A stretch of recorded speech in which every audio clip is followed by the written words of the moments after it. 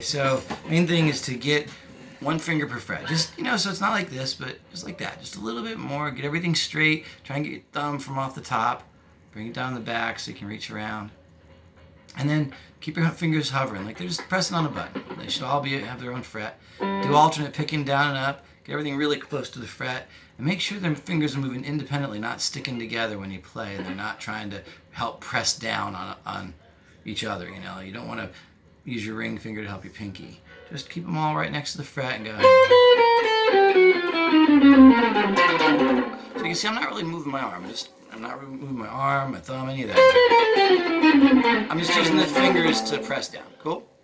And go up fret. And go backwards. So first of all, you're going down from pinky to pointer, then you're going up from pointer to pinky. And then flip it. Go up another fret, and this time do, instead of pinky to pointer, go pointer to pinky.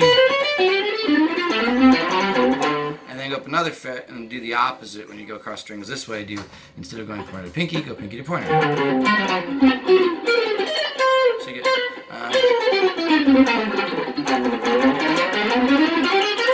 and then we went.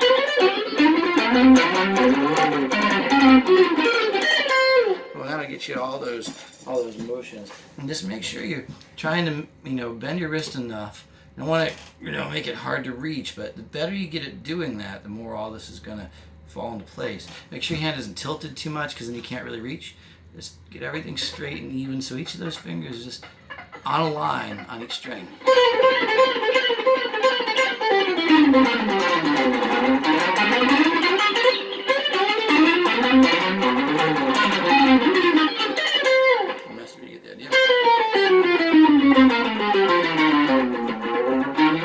Really close to the frets. You shouldn't have to press too hard.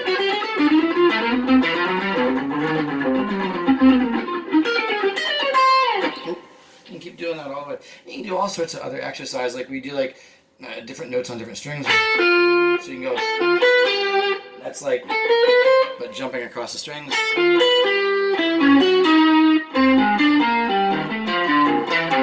So just doing the same movements but on two strings. So instead of going doing that exact movement but on two separate strings. Cool. You can even try that, jumping across across all six strings.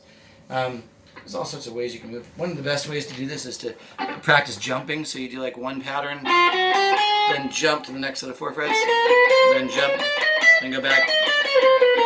That way you're working on shifting a little bit.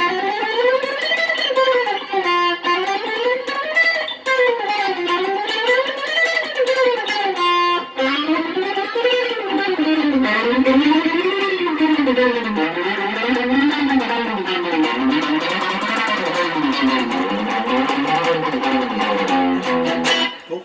Just going up with the frets. 1, 2, 3, 4, then 5, 6, 7, 8, then 9, 10, 11, 12, and back down. 12, 11, 10, 9, 8, 7, 6, 5.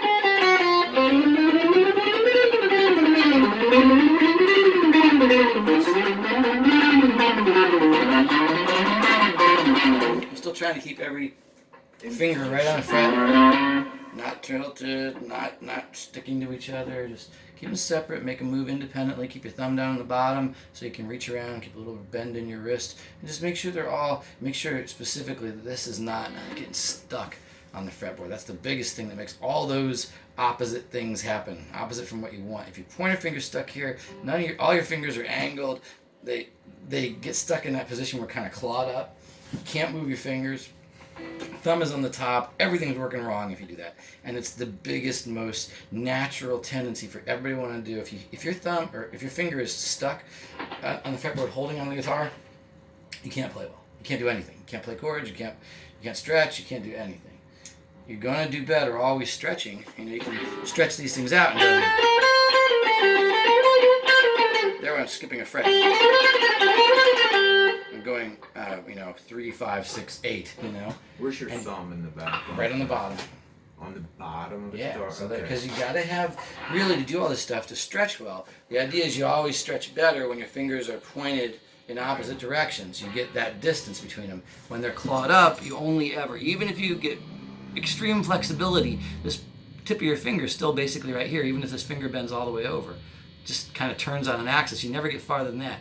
You do this, you get really, really great extension. That's without having any better flexibility. Just you know, this finger angled this way, this finger angled this way, you get twice the distance than Is if your you have thumb this. pressed on the bottom? Yep, like this? I try and keep it behind my fingers so I can squeeze.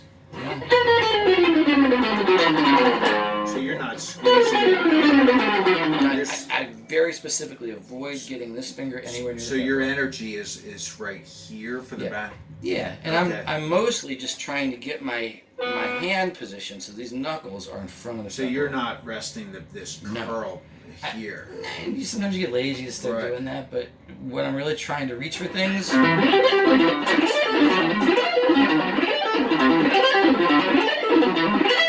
you can't do that if you're going like this. You just can't do it. You Yeah, I can't- see some you guys would can't actually reach. roll their thumb over. I don't know. Yeah, how well, they I do mean, that. so look, that's a technique you can use to get notes, but just objectively, you can't reach as far, and you can't.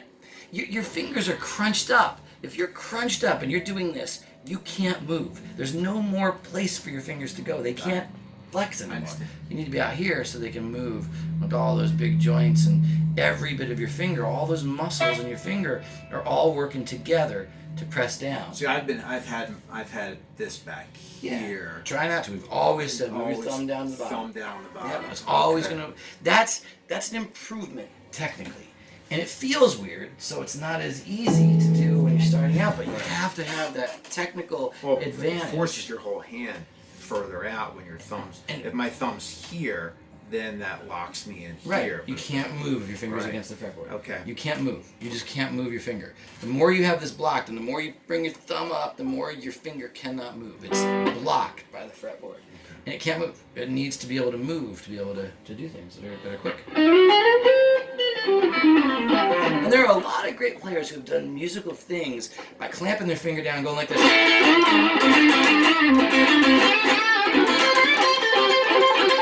And they're just not really even using that finger. They're just clamping. It's like a bar. It's like a capo. That's the Hendrix kind of style, and even a little bit the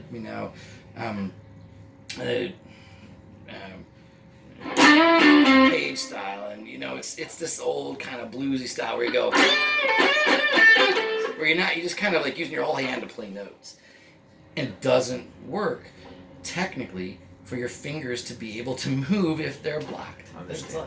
And if they're cramped up, you can't move them. I understand. They need to be in their mid-range, and they need to all have ability to move from every joint and within the range that's strongest and most able to move.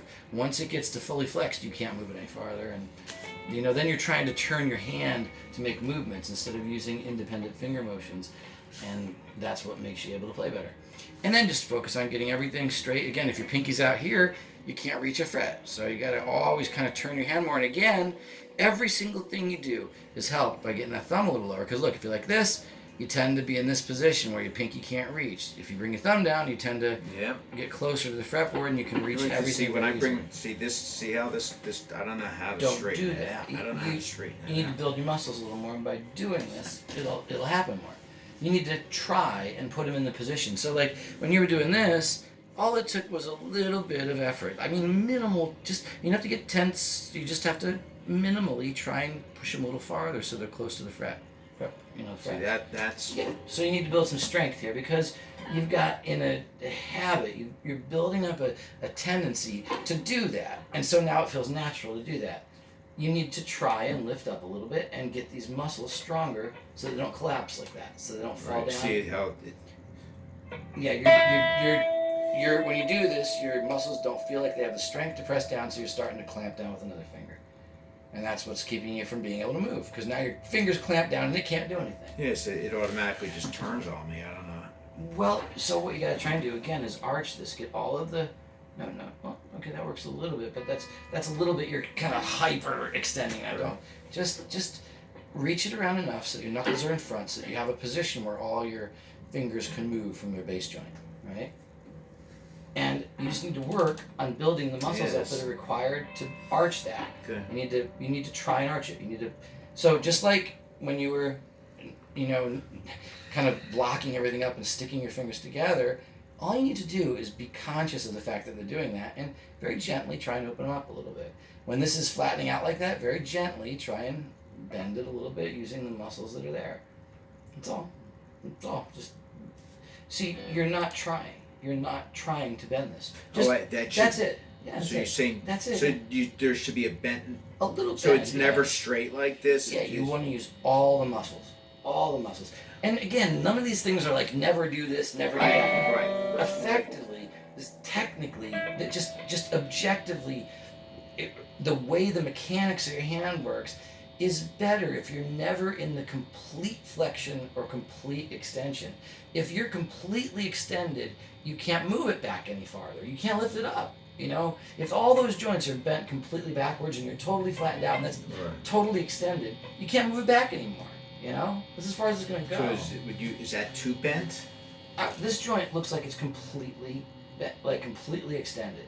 Should be gently curved so you're using all of your muscles and joints somewhere in their mid-range. Are these too bent too far? That's about what you have to do to get them even. Yeah, to get them even. These some fingers are longer, so you kind of just straighten it out until they're all even, you know. And so when you look at so it's going to be a little bit. So funny it's never. Unless your fingers are perfectly straight, you're not going to have that. So you get them aligned until they're perfect, you know. And just lock that down on the fretboard. And so you're trying to build the muscles to make that evenness and this even distribution of energy. Dude, you are pressing 20 times harder than you need. I can't even move your fingers. I mean, dude, like just feel the fingers here. Like at any point, just pick up one of my fingers. Pick up that finger, play that up. It's so light that is. It's nothing if you're pressing on the fret. Now the opposite's true. If you're a quarter inch from the fret, so you get that. So the natural reaction is I gotta press harder, and then you're doing this, and it's not good. You can't play if you're doing that. That doesn't make it possible to move. So again, if you're pressing as hard as you can't move because you're gripped down and locked up. Your muscles are completely tense. So relax.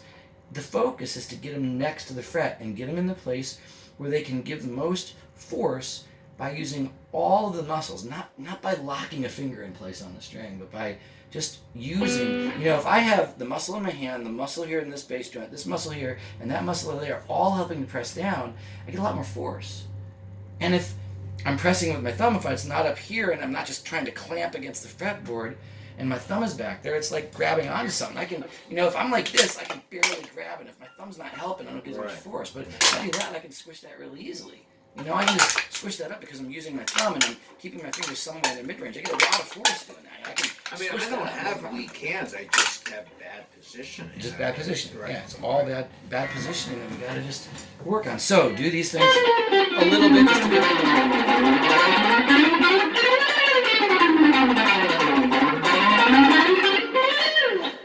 work on doing alternate picking too. Okay. I'm gonna calm down a little bit. So just work on those. And there I was going all downs.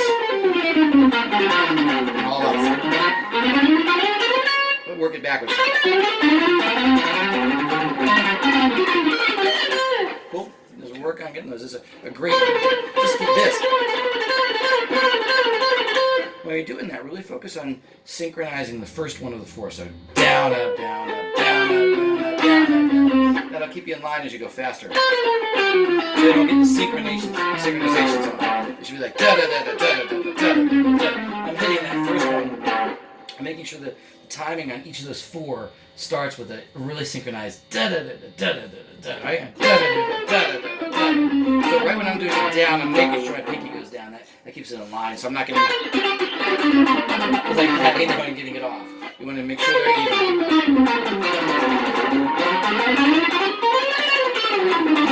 I don't know if you can hear that, but I'm going diddle. I'm making sure that when I do this downstroke, I'm getting my pinky on. Right? And it makes it really sync up that pointer.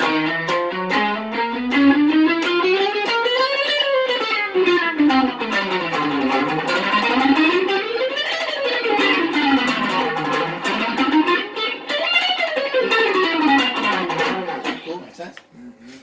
That's a long video. Yeah, that's 14 minutes. But